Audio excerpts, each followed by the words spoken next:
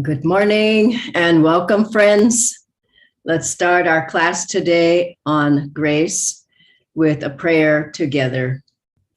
Heavenly Father, Divine Mother, friend, beloved God, great masters, Jesus Christ, Babaji Krishna, Lahiri Mahashaya, Swami Sri Yukteswar Ji, beloved Master Paramahansa Yogananda Ji, saints of all religions, we bow at thy feet, O great ones.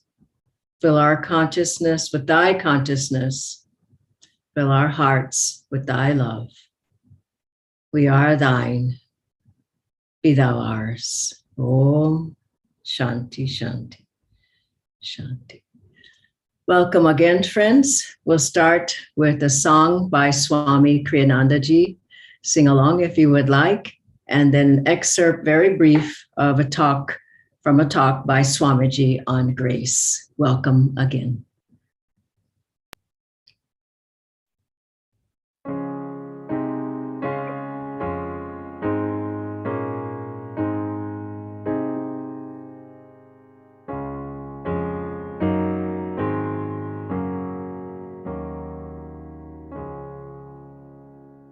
Where he dwells, the earth in gladness puts forth sweet herbs, shading trees.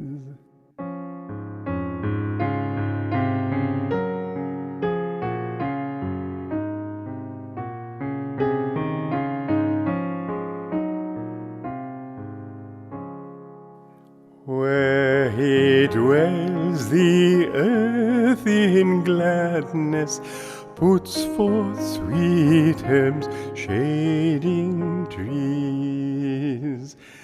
A streams bound through summer meadows, fragrance blows on every breeze.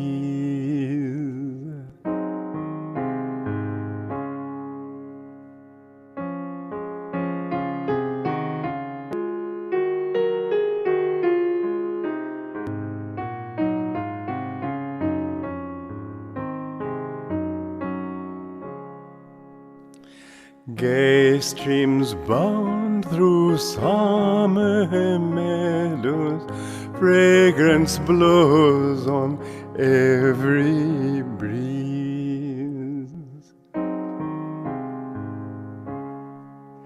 They with happiness are blessed, who the Lord hath made their guest. Who the Lord hath made their guest. Where he dwells, the earth in gladness puts forth sweet herbs, shading trees.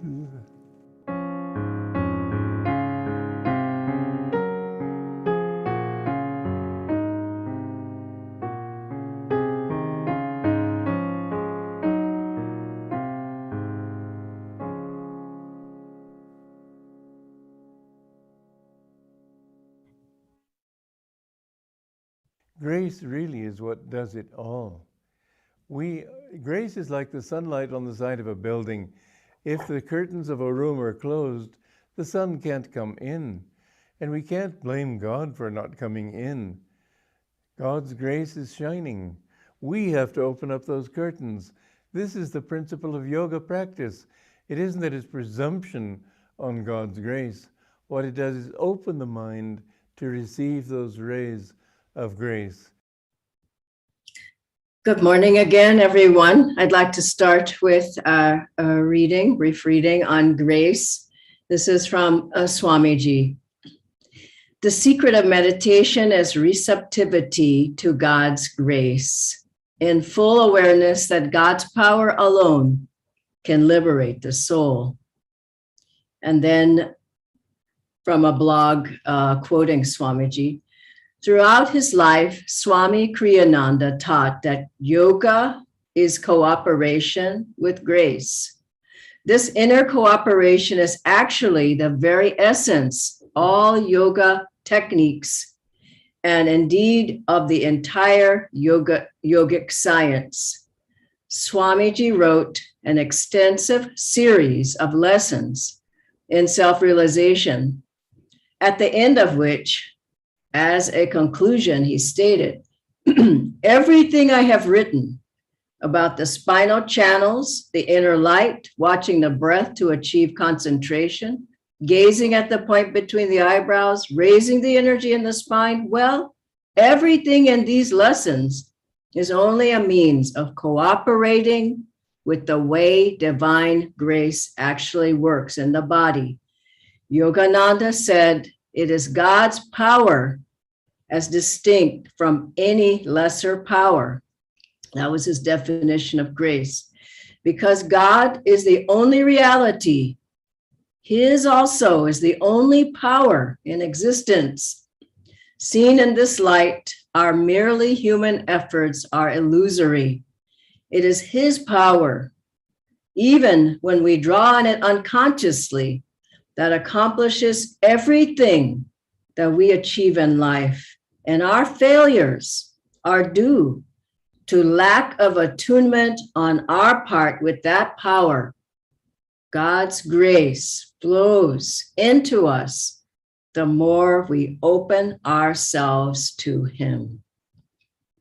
This is a very powerful reading and one to really meditate on, because grace is ever flowing, as Swamiji said in this reading, and we have to lift our antenna up. We have to want to draw grace. We have to be open. We have to be receptive. We have to be magnetic. We have to be interested. We have to be in attunement with that grace so it can flow into us. And we can be standing next to somebody and it doesn't flow into them, or maybe it flows into them, it doesn't flow into us. But it's something that is available, is accessible. Every yoga practice that we do gets us more in attunement with that grace. And it's something we need to draw into our lives more. 25% of the path, Master said, is our efforts. 25% Guruji helps us. 50% is grace. As we open ourselves in that 25%, Master's help, God's grace comes into us. You all may remember the story of Master when he was coming on a ship from America to America from India. And he was asked, people saw he was a Swami, and people asked him to give a talk on how to fight the battle of life. And Master said he was fighting his own battle of life with the English language, to give a talk in that language. I certainly can understand him now, struggling with Hindi myself here in India.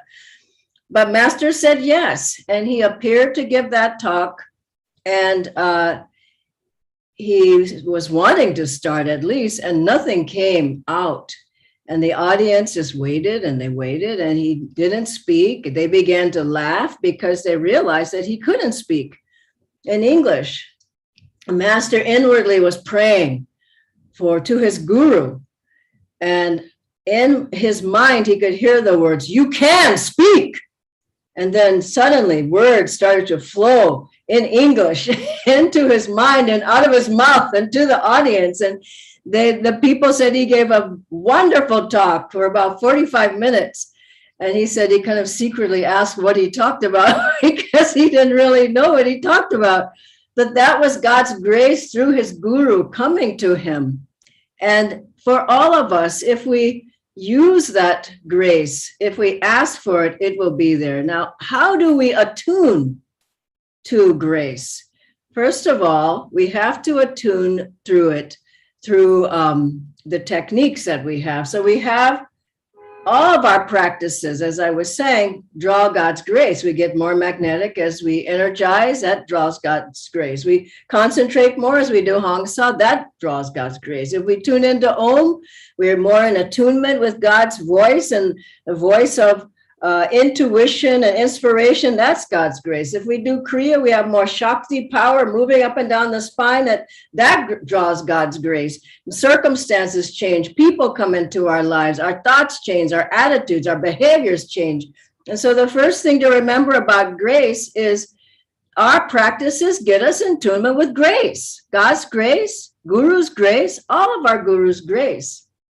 And secondly, another point, so we do the techniques to draw God's grace. Secondly, we have to use our will. Stop being passive. I just see too many people within passivity. You have to put out, the greater the will, greater the flow of energy, greater the inspiration, greater the magnetism. So put out the energy to make things happen. Don't think, oh, God's grace is going to flow into me if I do nothing. It just won't do it.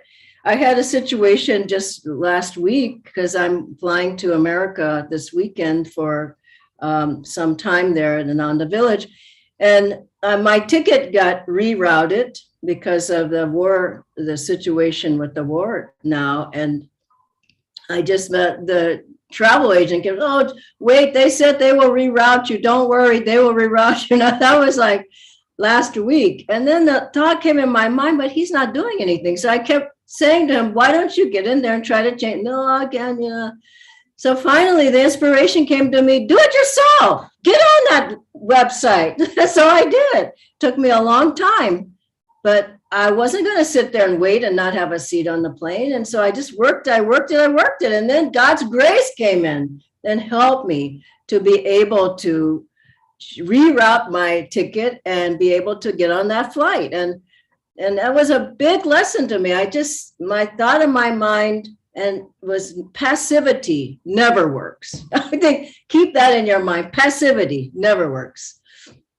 The third point is prayer, devotion, and love draws God's grace. An openness, a receptivity, a prayerful mood, a humility that I'm doing everything I can, but I know it's your grace that's going to help me. Those three things can help you. And then what happens? You begin to change.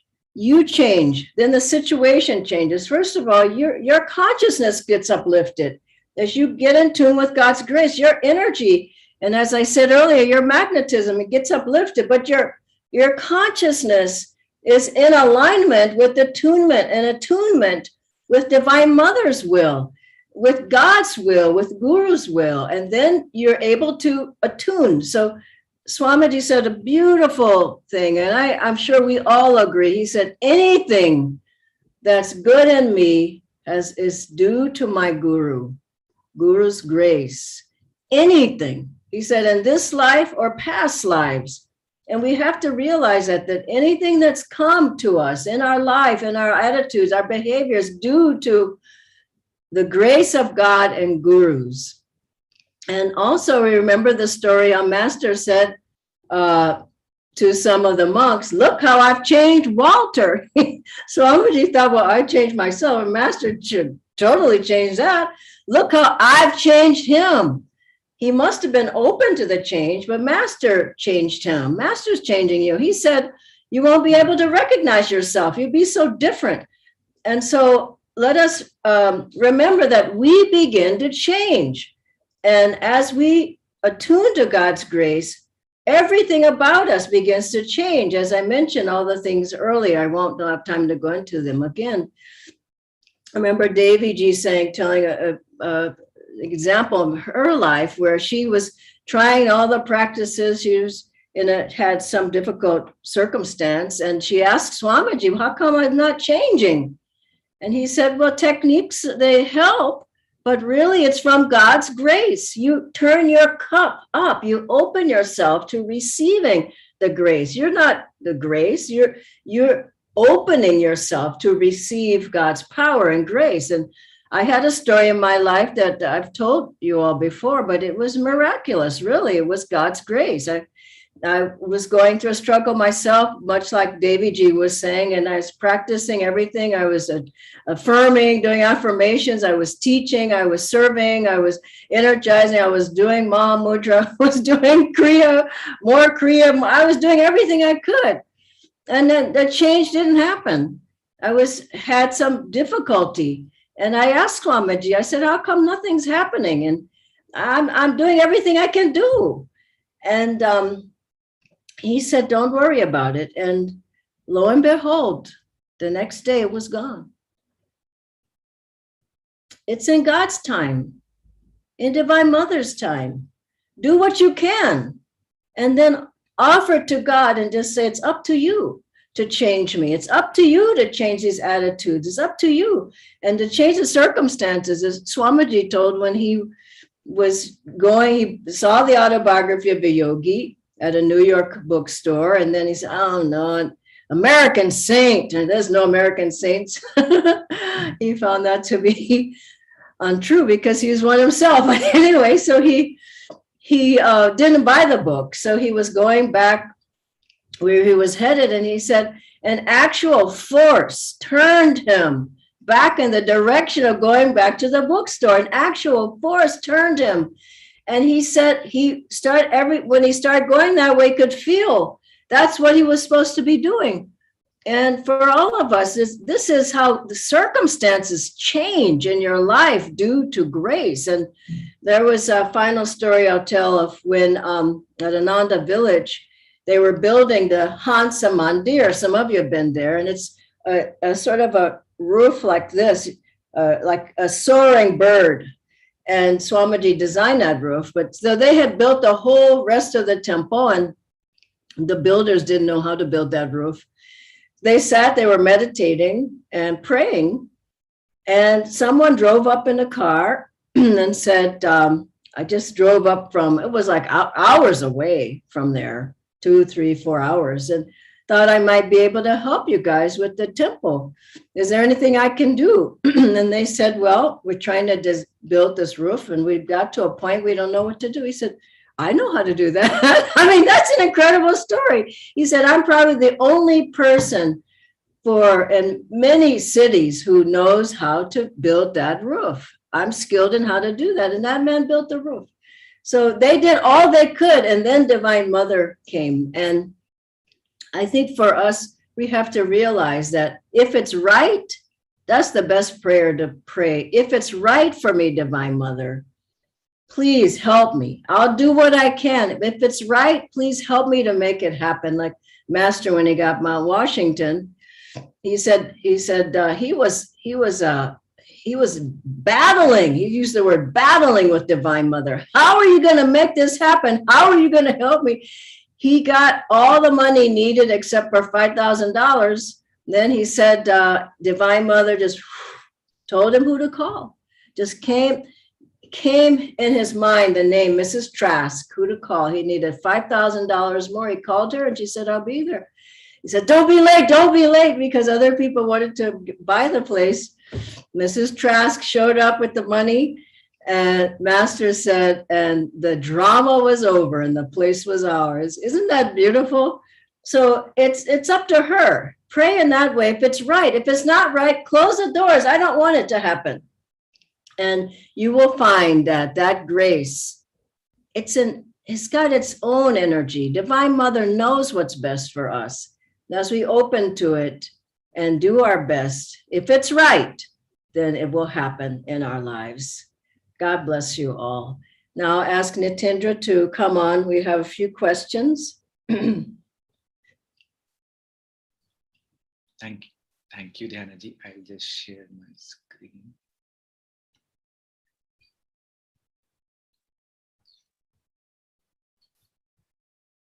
So Dhyana ji, the first question is, why do some people seem to be lucky and everything seems to go well for them, but not for others? Is it that God is partial? That's an interesting question. And I think what's underneath that is, if everything goes right, then there's God's grace. If things don't go, let's not put it that way. If everything goes the way I want, then that's God's grace. But that's not right. It could be God's grace that something doesn't happen. And I know a lot of people say, everything I want comes, everything I want to have happen, everything, but that's not necessarily good. Swamiji said, Master didn't give me everything I wanted. but he gave me everything I needed. And I think that's the point. It may look like the person is going fine. It may look like that, but it's not necessarily so. So it's a subtle point.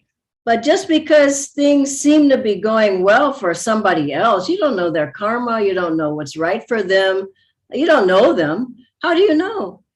And the other thing is, I know as Swamiji told the story about a saintly young woman who was, I think she was like less than 20 years old, and she could heal people through her prayers. And so her father was very ill, and people said, well, why aren't you praying for him? And she said, no, I don't think that's the right thing for him to be healed. So finally, people kept urging her. So finally, she prayed for her father. He got well, and then he started leading a bad life. And the rest of his life was like that. Before that, he was leading a good life. So isn't that interesting? You think, oh, it's got to do this, I've got to be that way. But that doesn't necessarily mean, remember the story of the guy Horace, the master said, he's working off the karma from why he has this ailment of in his body. He's working off the karma in this life. Master kept saying, isn't it wonderful? So a lot of times you're working off karma. You can't just say, okay, this isn't what I wanted, so God's grace isn't there. God's grace is coming to you in the way it should, and not necessarily in the way you want. And I think that's the main point of today's class. Don't be a beggar for things that you want in your life. You have karma, or you wouldn't be here. We all do. Karma comes, you have to deal with it. And if you deal with it, it's gone. Otherwise, life after life after life. Do you want to keep coming back dealing with that karma? So don't put, tell God what to do. I think there's a lot of people, give me this, give me that, give me health, give me wealth, give me this, give me a relationship, give me. Sometimes most times it doesn't work out until you say, go from what the Bible says, seek ye first the kingdom of God, and all these things will come. And also that beautiful saying, a beautiful quote from the Bible, to all those who received him, he gave the power to become the sons of God. Now that's what you want, not things of the world. Have the power to become one with God. And the other things, as Swamiji says, are fillers. Don't fill your life up with that and you don't have God. Okay. The next question is somewhat related, but on healing, Dhyanaji. So even in healing, it seems that some get well and others do not. So how is God's grace at work in those cases? Well, I tell you, prayers work, but they also work for someone whose karma it is to pass away, isn't it? I have many friends who passed away. Was God's grace not there? I would say it was. And their passings, the way they passed. So it's not these things, they're so subtle. So, but prayers do work. I'm thinking of Ashish. He may be watching, but many people prayed for him. And he got out of the hospital really fast. He got well really fast. So I think, and Master prayed for people. Remember Master with Dr. Lewis's daughter. Dr. Lewis's daughter had epilepsy, and Master stepped behind a curtain when he was with Dr. Lewis. He said, just a moment. And then Master came back from behind her. He said, she's fine now and she'll never have it again. Now that was Master, it was right for her, karma. That's the thing. You can see somebody else, well, why are these people poor? Why are these people maimed? Why are these people unwell? Why are these people? I think most people don't factor in karma. And we have very, very, very good karma to be on the path So if you have some trials on the path, accept them. Be joyful. Just know that Master's taken most of your karma away. But people are still crying, what about me? What about, I need more money. I need a better car. I tell people, why are you begging? Aren't you happy that you have a guru? You have all these masters guiding you. You have guru bhais, you have the techniques, you have Kriya Yoga, you have all these books of Swamiji. You have Swamiji. What more does a person want? It's like a child, and I know you have a child, Nitendra, but I know your child is not that type. I'm just sure he's not. They're always asking for something. Just be happy that God loves you and you love God. If you're healthy, if you're not healthy, you can find God either way if your heart is open. Thank you, Dhyanaji. The next question is, I do not want to be passive in my life, expecting that God will do everything. So how can I myself get more magnetic and help myself to draw God's grace? I think you've got to forget about yourself. I'm saying this generally. I think if you want to become more strong in yourself and draw grace, you can't be selfish. I know that's a strange kind of answer, but you can't be thinking about yourself because there's no room for grace to come in. It's all about me. And maybe it works a little bit. Like Master said, God answers all prayers, but restless ones only a little bit. So it may be the same with this. But you have to serve and give to other people, and you get stronger. You notice I'm not just saying techniques, because people say, oh, the techniques, I'm meditating, and now where's God's grace? Honestly, that's not enough. You got to do things for other people, and not just the people who are in your house or near you. You have to get out and get the energy flowing, get God's grace. Here's a wonderful thought. Let God's grace flow through you to others. Then you're a channel of the grace. And Master said, didn't he? The channel is blessed by what flows through it. So as you become a channel of grace and blessings and joy to other people and anybody, I know one person I know is calling devotees. How are you? How's your family? We have a calling night once a week and once a month. It's so nice to see the faces of the callers. You know, I take their pictures. They're so happy to just give joy to others. And so think about that.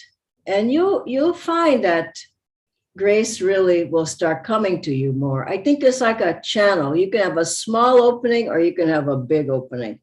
You decide. You want the big opening or you want the small. You can still get a little bit to the small opening, but don't you want the big opening? Dhanaji, the last question is, does God's grace work through others for us, or does it directly help us? Yeah, I see it here. Both. But typically God works through channels. So Master channeled God's grace. You can feel God's grace in meditation, certainly, as you meditate more deeply. You can feel God's grace. You know, I was just in a Hindi Kriya ceremony, and there certainly was God's grace there. Now, why was that grace there? I think because everybody was uplifted, everyone was praying, everyone was trying to feel Master's presence. I certainly was, and all the other people were too. Now that drew God's grace. So it wasn't just a passive energy. Everybody was there drawing the grace, isn't it? So does that make sense? So I think in a class, in a sports, and anything that you're doing, if everybody's into it, you're drawing a certain energy. You're drawing the blessings. And so I think that's the point, that as you are in tune more, you can draw more yourself, but Guru has, I mean, there's no comparison to the power that Guru has of drawing God's grace compared to ours. So I think I mean, it's like a child. If you have a 5-year-old and he's saying, I'm praying to God that I get something, and then the parent says, okay, he's praying to God, let me go help him. The parent is the one who gives the help. So, and the parent has far more power than the child. So why not? Why wouldn't you go to Master? I mean, compare yourself, your prayer to Babaji's, there's no comparison. So Krishna. So it's like, go to the source, and God can come through really anyone if they're open enough.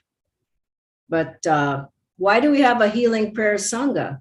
Because everybody's praying together. It's more magnetic, isn't it? Why do we join together in satsang at satsang, Sunday satsangs? Because everybody together. It's not just the acharya, the teachers, everybody together. Why do we do kirtan? Everybody together is drawing God's grace. I mean, you do it at home, but I don't, you know what I mean? I don't get nearly what I get. I've missed the satsangs, being with others. So having it with others, and Master said, finally, I'll say, Master said, don't meditate alone. And one disciple said, well, what if I'm not here, Master? Something like that. Master said, am I not always with you? So invite the guru no matter what. And there's no comparison. God is coming directly through the guru. Through us, we have a small channel that we're trying to make bigger every day, but sometimes it's bigger, sometimes it gets smaller. So, but the guru is no limit, because God, he's completely free, and God is coming 100% through that channel to us. So, and like, transforming down to us what we can handle. Yeah, makes sense. Remember that, I know we're out of time, but I was just thinking of Dr. Lewis when he kept asking Master for samadhi. The Master kept saying, no, you're just not ready for that. And I think a lot of us think, I'm ready to be completely well or completely whatever it is. And Master said, no, just wait. So he kept saying to Dr. Lewis, just wait. And no, I'm ready. Master finally looked at him. He said, if I gave it to you right now, could you take it? And Doctor says, no. So for the most part, people can't take it. They can't take higher consciousness. They can't take super consciousness. Talk about cosmic consciousness, forget it. We're working up to that. And as we work up, our guru's helping us to lift us up. Okay, now you're ready. So be happy for what he's given you. And I think the biggest thing about grace is know it's there all the time, and just reach for it. Reach higher and higher, and you'll find there's blue skies up there, and they're infinite. Okay, God bless you all. Have a wonderful day. Thank you, Natendra. Bye.